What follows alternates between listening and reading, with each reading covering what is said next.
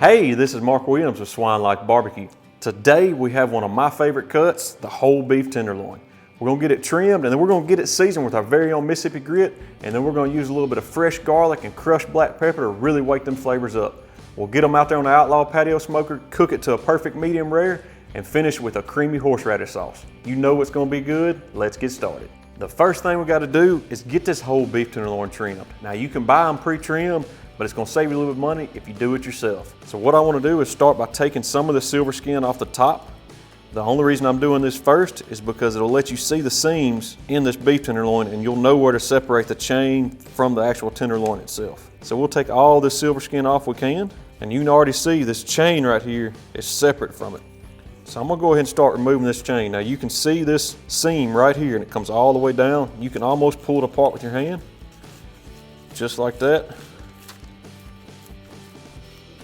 And if it gets a little tight, all you do is just trim that back just a little bit and it'll fold on off there. Gradually take time and have a good sharp knife and walk that right off. Now don't throw this chain away. There's a ton of uses for it. I like to save it. I'll go ahead and trim it up. I'll cook this for our guests that do not like it to be medium rare. Take it a little bit further, you get that medium well, and they still get to enjoy a perfectly tender piece of beef. Now you're starting to see the whole tenderloin by itself. I'm gonna go ahead and roll this out. Some people leave this on, but it's got silver skin underneath there as well. So do the same as you did on the chain. Walk that seam apart, slowly cut it down, just like that. I'm just trying to expose as much of that meat as I can. Now the small end is gonna have a lot of this fat. You can just about rake it off. It's not gonna stay on there. It's not gonna add anything to this cut of meat. Find you a good stop point, because that's gonna be kind of feathered down really thin. Take it off right there. I'm gonna flip it over. It's not much to do on this side. This is all fairly good fat. I'm gonna shape it up just a little, just so it cooks a little bit more even. And that's about it. We'll look it over, make sure we didn't miss anywhere. So now that we got it trimmed, we're gonna get it tied. So you can tell this thin end is gonna cook a lot quicker than this thicker end. So all I'm gonna do is take it and fold it under just like that. And then we'll take some butcher's twine and just get it tied. I'm not gonna do any kind of fancy knot. We're just gonna cinch it down and double knot it and cut the excess off. And then we'll go down through here and go ahead and tie it up in a few places, kind of help it hold its shape. Last one right here close to the end. Won't pull it as tight. And then roll it over and make sure we got that tied up securely. Everything looks good. We'll get some seasoning put on it.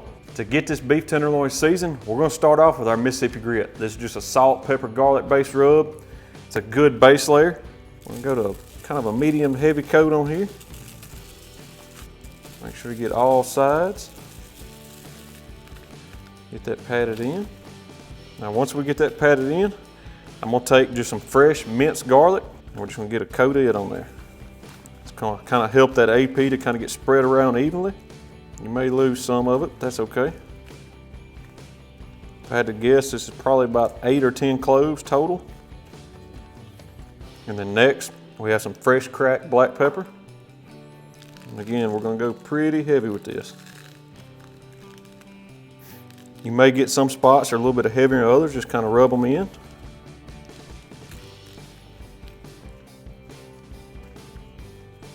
That looks good to me. So we're gonna let this set on the cutting board and kind of start coming up to room temp. That'll give us plenty of time to get this Outlaw Patio model fired up, and we'll be cooking shortly.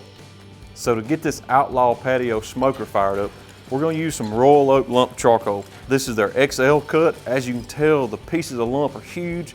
Should run this pit perfectly. We'll get 2 tumbleweeds underneath, get them lit. We got all the doors and vents open. Shouldn't take too long. She'll be right up to that 300 degrees and we'll be cooking in no time. Now that we got a good little bed of coals going, I'm gonna go ahead and add a couple of small splits just to let them catch. Shouldn't take them long. We'll go ahead and get the firebox door closed, the bottom vents open, get the cook chamber door closed, and I'm gonna leave the exhaust vent open all the way for now until we hit about that 250 mark. I'll start checking the vent back just so we can maintain that perfect 300 degrees. Now this Outlaw's come right up to 300. It's time to get this beef tenderloin on. So all I'm gonna do, get it placed here on the rack right here on this end. And then as always, with any cut of beef, I got me a little cast iron pot with some butter, garlic, and rosemary. At about that 30-minute mark, we'll get it basted. So I'm gonna go ahead and get a probe put in this just because we do not want to overcook this. I'm gonna go dead center just like that. I got the ThermalWorks dot set to 123, and then while we're out here, we'll go ahead and add another stick of this hickory, get it nestled in them bed of coals, and then we'll check on it here in about 30 minutes. Now that we got that beef tenderloin out there on the smoker, we're gonna go ahead and make our horseradish sauce. We're gonna start out with a half a cup of sour cream, and then I got 3 tablespoons of prepared horseradish. What I did is I actually measured this out on a paper towel, kind of in this bowl, to get all that moisture out of it, drain it as best you can. We'll go ahead and get that added.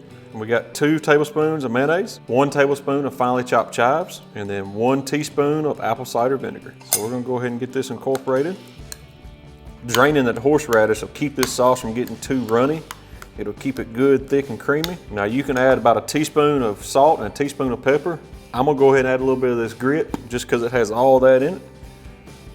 We'll sprinkle a little bit over the top and get that incorporated in. Now this sauce is ready to go in the fridge. I'd like to do this at least a couple of hours ahead of time. It'll keep for about a week in the fridge. So if you want to do it a couple of days before, the longer it sits, the more these flavors mingle, the better it's going to be. So it's been right at 30 minutes. We're going to go ahead and get some butter basted on it. I'm going to flip it, that way it'll cook a little bit more even. We'll get color on all the sides. So let's see what we're working with. That butter's melted good, got good color. Of course, that rosemary and that garlic and that butter smells excellent. And I'm just going to simply take it, give it a good spin just like that. Tuck that back under.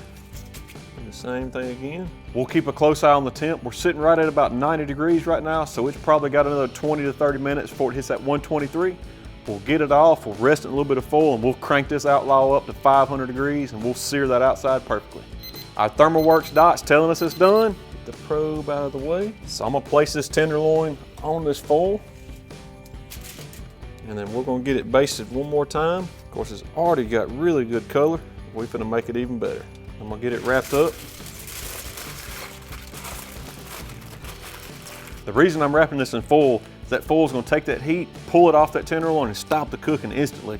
We'll get it in here on the counter, let it rest for a few minutes. In the meantime, we're finna let this Outlaw breathe. We'll get it up to 500 degrees and we'll get a good sear on this tenderloin here in a few minutes. So we've let this beef tenderloin rest. We got the Outlaw up to almost 500 degrees. It's time to get it seared. We get our foil pack open. I'm gonna go right over here next to the fire. And then we'll just get the lid shut. We want that high heat to come up over that tenderloin, sear the outside of it. We'll let it go for about a minute. We'll roll it, let it do it again, and we'll keep doing it till we get a good color and the temperature is still about 123. So it's been about a minute. Let's get it moved around. We'll get it right over here close. That garlic's starting to get brown. We'll get the lid shut. So this tenderloin's been searing for about 3 minutes. I think she's ready to get off. Got good color. Until all that garlic's done browned up, man, she looks beautiful. So we're gonna get it in this pan. We'll let it rest for about 10 minutes now that we done kind of seared it off. We'll get it on that cutting board and get to slicing, my favorite part.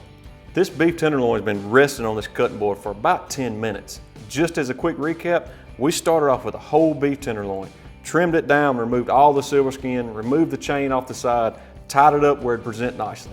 We seasoned it with a little bit of Mississippi grit, added that garlic and that pepper to really wake them flavors up, put it on the Outlaw pit. She ran flawless. We got a perfect medium rare doneness. I can't wait to try it with this horseradish, to tell you the truth. So let's get in here and see how we're done. I'm gonna start slicing on this end and just kind of check our doneness. Oh man, that is medium rare through and through. Smells great. And I mean, if that ain't just a perfect doneness, and look at it, I mean, it's just as tender as can be. So I'm gonna cut me a little slice right here. Of course, you always gotta try it by itself first. Man, that right there, that's awesome. You get the perfect char, that garlic really shines through, and that crust is excellent. That hickory smoke's real mild. I'm gonna go ahead and cut me a little bit thicker slice. Get me that edge with that crust. Of course, we gotta try it with this horseradish. Now, I'm a horseradish fan. I hope it lights me up. Man, that tops it all off. This right here would be a perfect for your holiday get-togethers, or just because. I mean, it's that good. That's a wrap for us today at Swine Life. We appreciate y'all checking this video out. Y'all have got to try this recipe. That horseradish tops it off. It's a perfect holiday meal. If y'all got any questions, shoot us a message on Facebook or Instagram, and as always, like and subscribe to the channel. We'll see y'all next time. Y'all got to try this recipe. This is gonna go in my cookbook. What am I talking about? I ain't got a cookbook.